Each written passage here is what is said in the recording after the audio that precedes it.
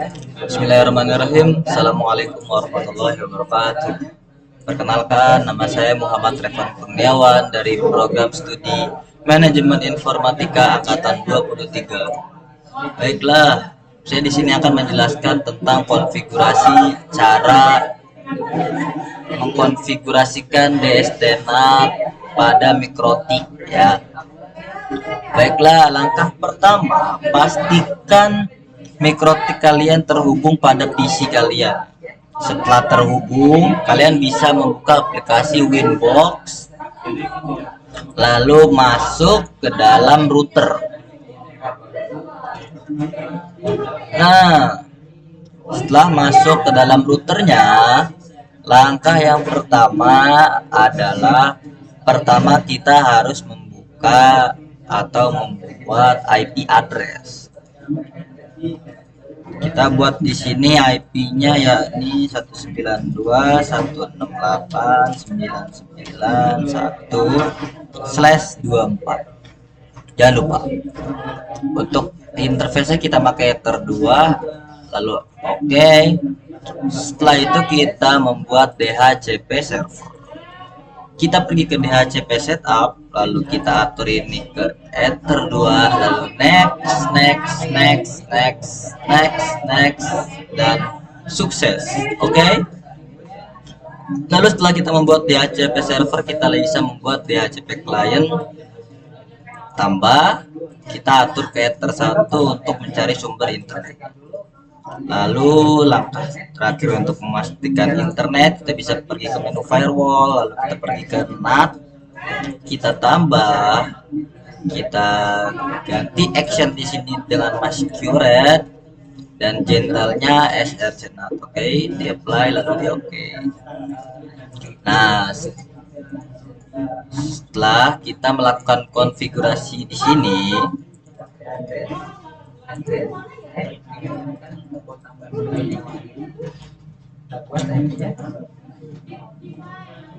nah, kita bisa lihat ya, di sini kita belum memiliki internet akses. Nah, untuk agar kita memiliki internet akses dari kabelan, kita bisa untuk mencabut ulang kabelan lalu mencolokkannya kembali.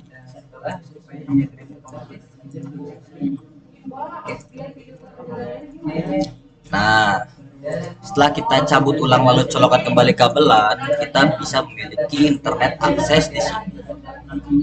Lalu untuk langkah selanjutnya yakni untuk konfigurasi DST-NAT. Pertama kita kembali ke firewall, ke menu firewall lalu ke NAT, lalu kita tambahkan di sini generalnya kita ganti menjadi DST-NAT ya untuk chainnya, dan DST addressnya kita bisa masukkan IP public yang telah kita dapat dari konfigurasi yang tadi, yakni 10.120.13. Nah, untuk protokol kita menggunakan 6 TCP di sini, lalu DST portnya kita menggunakan 80. Lalu pergi ke menu action, kita ganti menjadi DST-NAT. Untuk addressnya kita menggunakan IP dari komputer kita. Kita langsung pergi ke menu CMD. Kita coba untuk mengecek IP yang kita dapat. Nah, kita dapat 192.168.99254. Kita masukkan di sini.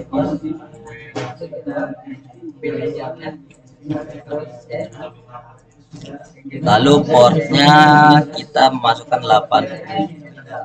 Lalu kita apply dan oke.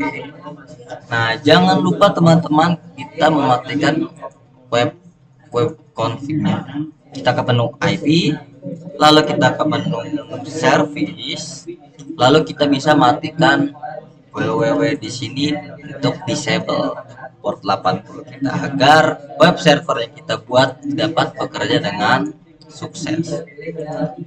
Lalu kita buka XAMPP-nya, kita buka XAMPP control panel untuk membuat web servernya. Kita start di sini, tunggu sampai hijau. Nah, setelah hijau kita bisa membuat file kita ya. Itu tempatnya ada di disk PC, ada di local disk C, pada menu folder XAMPP. Di sini kita cari htdocs.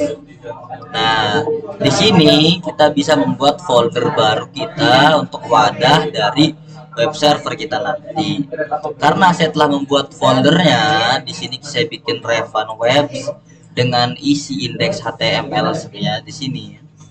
Nah, jadi sekarang saya mau coba panggil indeks HTML yang ada di sini menggunakan IP yang kita dapat di komputer tadi. Baik, kita coba ya. Apa di sini? Nah, kita panggil IP yang kita dapat 192.168.99.254. Oke.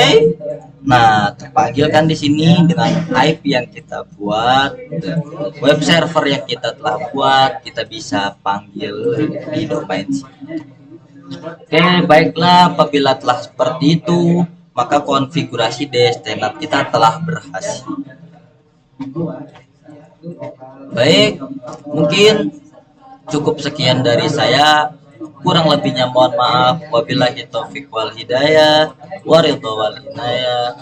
Assalamualaikum warahmatullahi wabarakatuh. Salam coding.